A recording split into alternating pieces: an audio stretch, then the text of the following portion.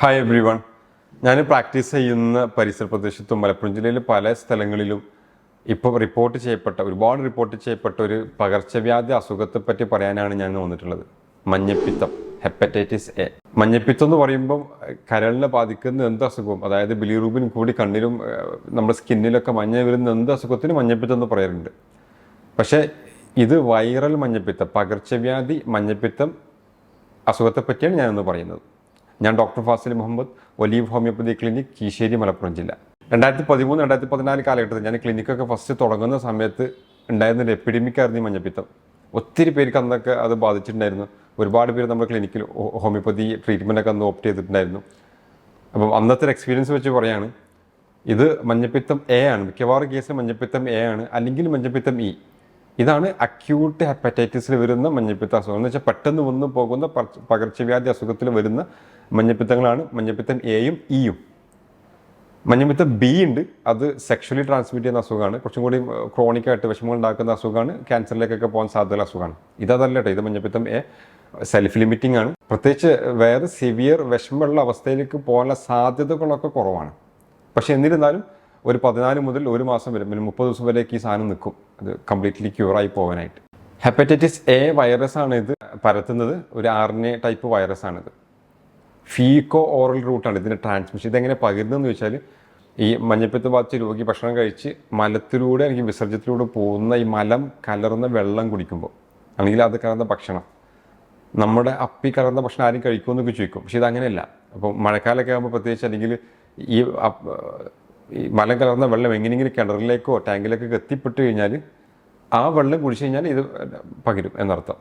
Okay, വൈറസാണ്. വളരെ കുറഞ്ഞ അളവ് മതി. നമ്മൾ വിചാരിക്കും പോലെ മല ഒന്നായിട്ടിലേക്ക് ചാടണമെന്നില്ല. അതിൻ്റെ ചെറിയൊരു അംശം ഈ വെള്ളത്തിലേക്ക് പകർന്നാൽ മതി. പ്രത്യേകിച്ച് നമ്മുടെ നാട്ടിലൊക്കെ ഉള്ള ജ്യൂസൊക്കെ ഉള്ള ഷോപ്പുകൾ ഉണ്ടാവുമല്ലോ, അതിൽ അവർ ഉപയോഗിക്കുന്ന വെള്ളം ഒരു പക്ഷേ നല്ല വെള്ളം അയക്കാം, ഫിൽറ്ററേഡൊക്കെ വെള്ളമാകും. പക്ഷേ അത് പാത്രം കഴുകാൻ യൂസ് ചെയ്യുന്ന വെള്ളം ഇത് കലർന്ന വെള്ളമാണെങ്കിൽ അതിലൂടെ ഇത് പകരും. അപ്പോൾ അത്തരം പരിസര പ്രദേശങ്ങളിൽ ഇത് പകരുന്നുണ്ട് എന്ന് കണ്ടു കഴിഞ്ഞാൽ പുറത്തുനിന്നുള്ള ഭക്ഷണം കഴിക്കൽ ഒഴിവാക്കുന്നതാണ് നല്ലത്. ഈ വൈറസ് നമ്മൾ ശരീരത്തിൽ കയറി ഒരു 15-30 ദിവസമൊക്കെ എടുക്കാം ഒരു പക്ഷേ രോഗലക്ഷണങ്ങളൊക്കെ കാണിച്ച് തുടങ്ങാനായിട്ട്. ഇന്ന് വൈറസ് കയറി ഇന്ന് തന്നെ രോഗലക്ഷണങ്ങൾ കണ്ടു തുടങ്ങിക്കൊള്ളണമെന്നില്ല. അപ്പോൾ ഈ ഒരു സമയത്തിന് നമ്മൾ ഇൻക്യുബേഷൻ പീരീഡ് എന്ന് പറയാം. പ്രധാനമായിട്ട് ഇത് കാണിക്കുന്ന ലക്ഷണങ്ങൾ അറ്റ് ദി ബിഗിനിങ് ഇതൊരു സാധാ പനി പോലെയാണ് ഫീൽ ചെയ്യുക. പനി ഉണ്ടാവും, ശരീരവേദന ഉണ്ടാവും, ഛർദി, ഓക്കാനം, വിശപ്പില്ലായ്മ, ഇതൊക്കെയാണ് അറ്റ് ദി ബിഗിനിങ് കാണിക്കുക. നല്ല ക്ഷീണം ഉണ്ടാകും. ക്ഷീണം വളരെ ഇമ്പോർട്ടൻ്റ് ആയി കാണിക്കുന്ന ഒരു ലക്ഷണമാണ്. അതുപോലെ വിശപ്പില്ലായ്മ. ഈ 2 ഫാക്ടേഴ്സാണ് ആദ്യം നമ്മൾ നോട്ടീസ് ചെയ്യുക. പിന്നീട് ഛർദി ഉണ്ടാവാം, വയറുവേദനയും കാണിക്കും. കുറച്ചുകൂടെ കഴിഞ്ഞ് കഴിഞ്ഞാൽ കണ്ണിലൊക്കെ മഞ്ഞ കയറി കാണാൻ പറ്റും. കണ്ണിൽ ക്ലിയറിൻ്റെ ഉള്ളിലൊക്കെ മഞ്ഞ നിറം ഉണ്ടാവും. മൂത്രമൊഴിക്കുന്നത് നല്ല മഞ്ഞ നിറത്തിൽ പോകാം.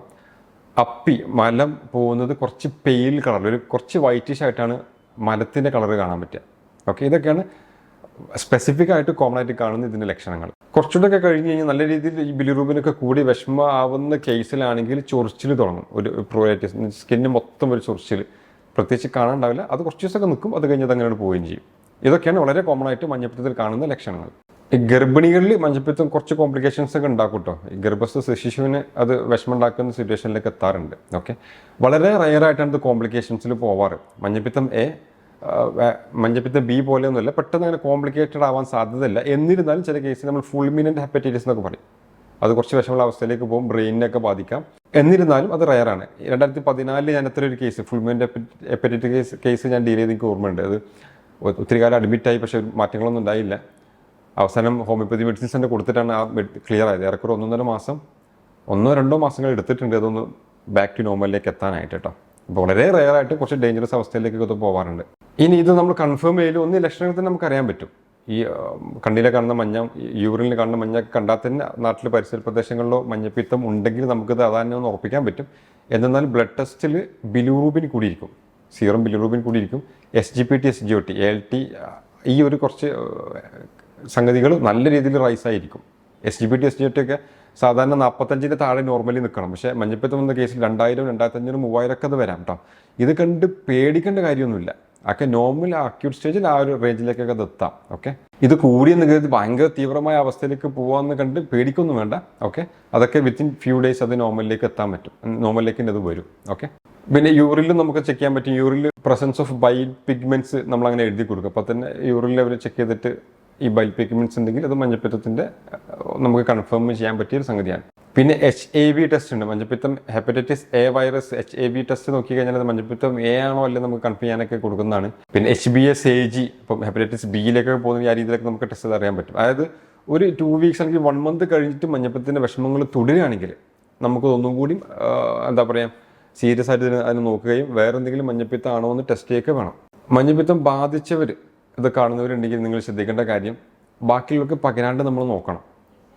അപ്പോൾ മാക്സിമം ടോയ്ലറ്റൊക്കെ നമ്മൾ പേഴ്സണലി യൂസ് ചെയ്യുന്ന ടോയ്ലറ്റ് മറ്റാരും യൂസ് ചെയ്യാണ്ടിരിക്കുക.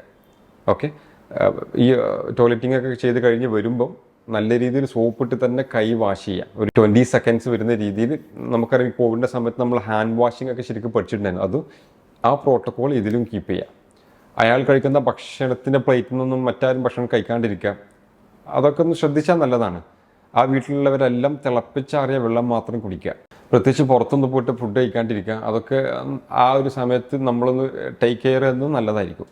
ധാരാളം ഫ്രൂട്ട്സ് ആൻഡ് വെജിറ്റബിൾസ് കഴിക്കാൻ ശ്രമിക്കുക. എണ്ണയിട്ട് ഫ്രൈഡ് ഐറ്റംസ് ഒഴിവാക്കുക. നോൺ വെജ് പരമാവധി ഒഴിവാക്കുന്നത് നല്ലതാണ്. 2 ലിറ്ററിലധികം വെള്ളം കുടിക്കുന്നു എന്ന് ഉറപ്പ് വരുത്തുക. ഇതൊക്കെയാണ് ഭക്ഷണത്തിൻ്റെ ക്രമത്തിൽ നിങ്ങൾ പാലിക്കേണ്ട കാര്യങ്ങൾ.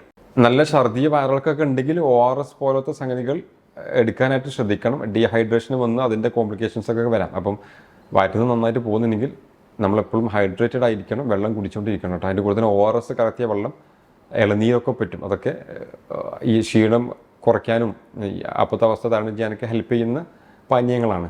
ഇത്രയൊക്കെയാണ് നിങ്ങൾ മഞ്ഞപ്പിത്തത്തിൽ ശ്രദ്ധിക്കേണ്ട കാര്യങ്ങൾ. നിങ്ങൾ ചെയ്യാൻ പാടില്ലാത്ത കാര്യങ്ങൾ പറഞ്ഞു, പിന്നെ ഭക്ഷണത്തിൽ ശ്രദ്ധിക്കേണ്ട കാര്യങ്ങൾ പറഞ്ഞു. ഏറെക്കുറെ 15 മുതൽ 1 മാസം വരെയൊക്കെ ഇത് എടുക്കാം കംപ്ലീറ്റ്ലി ക്യൂർ ചെയ്യാൻ. ആ ക്യൂർ ചെയ്യുന്നത് വരെ തന്നെ വീട്ടിൽ നമ്മൾ റെസ്റ്റ് എടുക്കുക. പരിപൂർണ്ണ റെസ്റ്റാണ് ഏറ്റവും നല്ലത്. റെസ്റ്റ് എടുത്ത് ഫുൾ ക്ലിയർ ആയതിനു ശേഷം മാത്രം നമ്മൾ പുറത്തിറങ്ങി ബാക്കി നമ്മുടെ ഡെയിലി റൂട്ടീനിലേക്ക് പോയാൽ മതി. ഹോമിയോപ്പതി വളരെ ഫലപ്രദമായ മെഡിസിൻസ് മഞ്ഞപ്പിത്തത്തിന് അവൈലബിൾ ആണ്. കാരണം ഇതൊരു വൈറൽ അസുഖമാണ്. പണ്ടേ വൈറൽ അസുഖങ്ങൾക്ക് ഹോമിയോപ്പതി ഭയങ്കര ഫേമസ് ആണ്. അപ്പം അത്തരം അസുഖത്ത് വളരെ ചുരുങ്ങിയ സമയം കൊണ്ട് നമുക്ക് കറക്റ്റ് ചെയ്തെടുക്കാൻ പറ്റാറുണ്ട്. അതിന് വേണ്ട ഒരുപാട് മെഡിസിൻസ് ഹോമിയോപ്പതിയിൽ അവൈലബിൾ ആണ്. നെക്സോമിക്ക, ലൈക്കോപോഡിയം, കാൽമെഗ്, ചെലിഡോണിയം, ബ്രയോണിയ പോലുള്ള നിരവധി മെഡിസിൻസ് ഒക്കെ വഴിയാണ് നമ്മളിത് ട്രീറ്റ് ചെയ്തെടുക്കാറ്. പെട്ടെന്ന് നിങ്ങൾക്ക് രോഗശാമനം ലഭിക്കുകയും ചെയ്യും. തൊട്ടടുത്ത ഹോമിയോപ്പതി ഡോക്ടറെ നിങ്ങൾ കൺസൾട്ട് ചെയ്താൽ മതി. മഞ്ഞപ്പിത്തം ബാധിച്ച് നിങ്ങളുടെ അടുത്ത പ്രദേശത്തെ ആൾക്കാരിലൊക്കെ ഈ വീഡിയോ ഷെയർ ചെയ്ത് കൊടുത്താൽ നന്നാവും.